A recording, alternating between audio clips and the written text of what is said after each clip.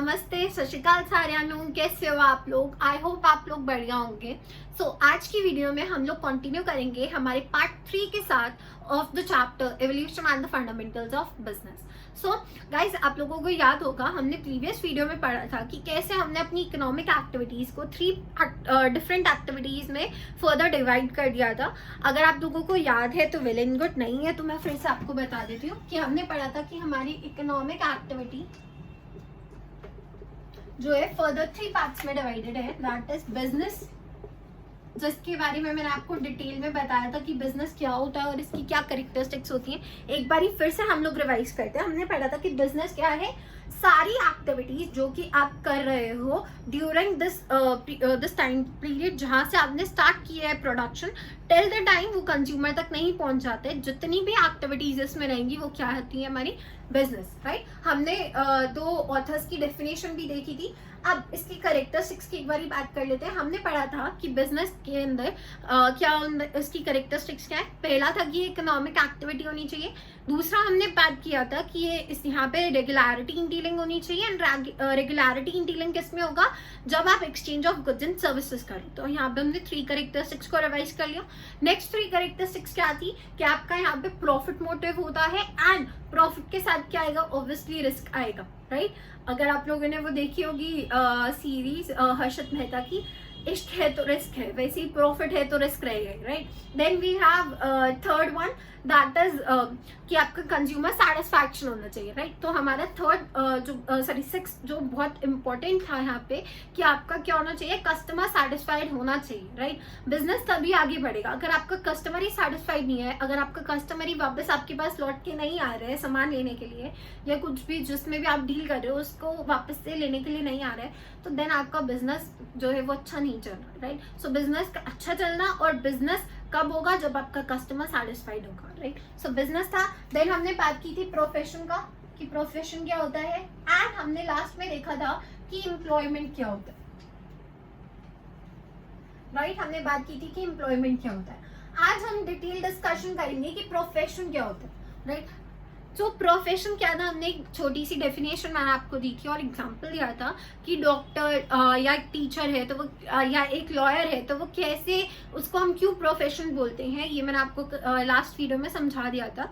But आज फिर से हम एक डिटेल डिस्कशन करते हैं। बिफोर दैट, आपको अगर याद हो तो मैंने आपको एक डेफिनेशन दी थी प्रोफेशन की, कि प्रोफेशन क्या है। प्रोफेशन एक इकोनॉमिक एक्टिविटी है जो कि एक पर्सन कर रहा है, जो भी ये क्या है, एक economic activity which is done by a person जिसके पास क्या है, कुछ स्पेशल स्किल्स या नॉलेज है। सो हमने ये लिखा था कि प्रोफेशन को कंडक्ट करने के लिए आपके पास क्या होना चाहिए, स्पेशल स्किल्स एंड नॉलेज होनी चाहिए। एंड ये जो आप स्पेशल स्किल्स एंड नॉलेज को एक्वायर कर रहे हो या जो आपके पास है ऑलरेडी, इसको आप क्या करोगे, आप यूज कर रहे हो impartially to serve different sections of the society. तो हमने ये भी देखा था कि ये जो प्रोफेशन एक ऐसी चीज है जिसमें आपको different sections of the society को जब आप सर्व कर रहे हो तो वो कैसा होना चाहिए, इम्पार्शियली, विदाउट एनी भेदभाव, राइट।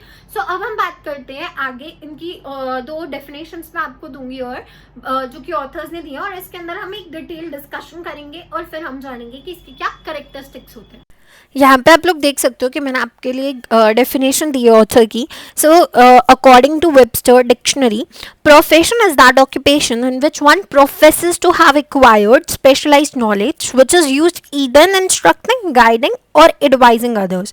सो आप लोग देख सकते हो कि प्रोफेशन का मतलब क्या है, कि एक ऐसा ऑक्यूपेशन है जिसमें आप क्या कर रहे हो, आपने एक्वायर कर रखी है कुछ स्पेशल नॉलेज या कुछ स्पेशल स्किल्स को, जो कि आप यूज़ कर रहे हो या तो इंस्ट्रक्ट करने के लिए, गाइड करने के लिए, या एडवाइस देने के लिए दूसरों को।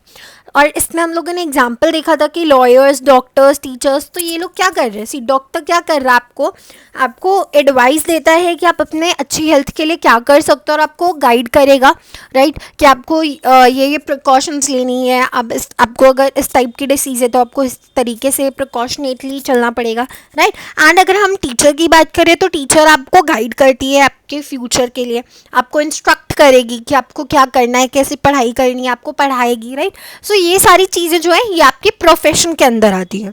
अब हम देखते हैं कि इसके कैरेक्टरिस्टिक्स क्या होते हैं। सो आप लोग देख सकते हो यहाँ पे मैंने आप लोगों के लिए जो है कैरेक्टरिस्टिक्स लिख दी हैं। सो ये कैरेक्टरिस्टिक्स हमें दिए प्रोफेसर डाल्टन ई मैकफार्लैंड ने। सो जो हमारा सबसे पहला करेक्टरिस्टिक है वो ये है the existence of a body of specialised knowledge and techniques. See इसका मतलब ये है कि अगर आपको एक प्रोफेशन में एंटर करना है या अगर आपको एक प्रोफेशनल कहलाना है तो आपके पास जो है कुछ knowledge, specialised knowledge and techniques होनी बहुत ज़्यादा ज़रूरी है। ठीक है, अगर आपके पास वो स्पेशलाइज्ड नॉलेज एंड टेक्निक्स नहीं है तो आप क्या है, आप एक प्रोफेशनल नहीं कहलाओगे। फॉर एग्जांपल अगर हम डॉक्टर की बात करें तो डॉक्टर एक प्रोफेशनल क्यों है? क्योंकि उसने पहले बहुत सारे मतलब उसके रिलेटेड जो उस प्रोफेशन में जाने से पहले उस प्रोफेशन के लिए उसने बहुत सारी पढ़ाई की है और उसके बाद लाइक 5 to 7 years पढ़ने के बाद उसने साथ में प्रैक्टिस भी की है, उसने उसमें वो एक्सपीरियंस भी गेन की है, राइट। सो नेक्स्ट है formalised methods of acquiring training and experience. इसमें भी वही सेम चीज़ ये है कि आप लोगों ने जैसे डॉक्टर का ही मैंने एग्जांपल दिया था, तो डॉक्टर के पास क्या है, पहले उसने एग्ज़ाम दिया था, पहले उसने एग्ज़ाम क्लियर किया, देन उसने डॉक्टरी की पढ़ाई की, फिर उसने MBBS के बाद MD किया या किसी और स्पेशलाइज चीज़ में जाके पढ़ाई की, तो 5-6 साल 7 साल लग के उसने पहले पढ़ाई की है, देन उसने जो है ट्रेनिंग एक्वायर की है। सिमिलरली अगर हम लॉयर की बात करें तो लॉयर का भी यही होता है कि पहले उनको उसने LLB की है, 5 years की उसने LLB की, देन प्रैक्टिस किया, राइट। सो ये क्या है, ये एक फॉर्मलाइज्ड मेथड है कि इस तरीके से ही आप क्या है एक प्रोफेशन में घुस सकते हो या एक प्रोफेशनल बन सकते हो। Then the establishment of representative organisation with professionalism as its goal. So इसमें जैसे कि अगर आप एग्जांपल अगर मैं आपको दूं कि जैसे CAs होते हैं तो उनके लिए इंस्टीट्यूट्स ऑफ चार्टर्ड अकाउंटेंट्स है, या जो लॉयर्स हैं उनके लिए बार काउंसिल ऑफ इंडिया है, या जो डॉक्टर्स हैं उनके लिए मेडिकल काउंसिल ऑफ इंडिया है। सो ये सारी जो काउंसिल्स है ना, ये इसलिए बनाई गई है ताकि ये रेगुलेट कर सके कि जो उनके मेंबर्स हैं वो किस तरीके से काम करेंगे, उनके लिए रूल्स बना सके या रिस्ट्रिक्ट कर सके, क्या प्रोफेशन में एंट्री को रिस्ट्रिक्ट कर सके। सी कोई भी इंसान मुंह उठा के प्रोफेशन में नहीं घुस सकता है, उसके लिए आपको स्पेशलाइज्ड नॉलेज एंड स्किल्स की बहुत ज़्यादा ज़रूरत है, राइट। एंड अगर मैं आपको एक डिफरेंस इस पॉइंट पे दिखाऊं तो बिजनेस को कोई भी उठ के खोल सकता है, राइट। आज आपके पास एक आइडिया आया कि मुझे ये चीज़ सेल करनी है, आपने अपना बिजनेस खोल लिया नेक्स्ट डे। बट अगर आप प्रोफेशन की बात करो तो आप प्रोफेशन में एकदम से नहीं घुस सकते हो, उसके लिए आपको एग्ज़ाम देना पड़ेगा, आपको काम करना पड़ेगा, उसके लिए बहुत ज़्यादा पढ़ाई करनी पड़ती है किसी भी प्रोफेशन में घुसने के लिए। एंड हम लोग इंडिया में मेनली सिर्फ 3 ही जो है चीज़ों को प्रोफेशन मानते हैं। एक है डॉक्टर, सेकंड CA वालों को, और जो थर्ड है वो है हमारा लॉयर्स को। मोस्टली लोग टीचर्स को भी प्रोफेशन मानते हैं, बट वो प्रोफेशन के अंदर नहीं आते हैं, right. Now code of conduct की बात की जाए तो जो हमारा फोर्थ जो है करेक्टरिस्टिक्स वो है the formation of ethical codes for the guidance of conduct. इसका मतलब क्या है कि यहाँ पे जो आपके ये बार काउंसिल ऑफ जो लॉयर्स था, बार काउंसिल ऑफ इंडिया था फॉर लॉयर्स, या मेडिकल काउंसिल ऑफ इंडिया था, या ये इंस्टीट्यूट्स ऑफ चार्टर्ड अकाउंटेंट्स था, तो ये लोग क्या करते हैं ना, ये लोग रूल्स एंड रेगुलेशंस बनाते हैं जो भी इनके मेंबर्स हैं उनके लिए। सो ये रूल्स एंड रेगुलेशंस जो है इनके बेसिस पे ही आगे लोगों को काम करना पड़ेगा। अगर आपने उस तरीके से काम नहीं किया, अगर आप एथिकली नहीं चल रहे हो, जो रूल्स एंड रेगुलेशंस या जो भी उन्होंने डिफाइन किया आपके काउंसिल ने या जो भी इंस्टीट्यूट ने, अगर आप उसके अकॉर्डिंगली नहीं चलोगे तो आपका जो लाइसेंस है वो ले लिया जाता है, राइट। एंड ये जैसे कि अगर मैं आपको एग्जांपल दूं तो डॉक्टर बनने से पहले एक ओथ लेते हैं, तो उस ओथ में वो सारे रूल्स एंड रेगुलेशंस या जो भी कोड ऑफ कंडक्ट है वो उन्हें एक्सप्लेन किया जाता है, राइट। वो ओथ ही इसीलिए दी जाती है ताकि वो जो है कोई भी माल प्रैक्टिसेस ना कर सके। यानी ये माल प्रैक्टिसेस क्या होती हैं कि गलत काम ना कर सके, राइट। देन हमारे पास जो लास्ट है वो है due regards for the priority of service over the desire for monetary rewards.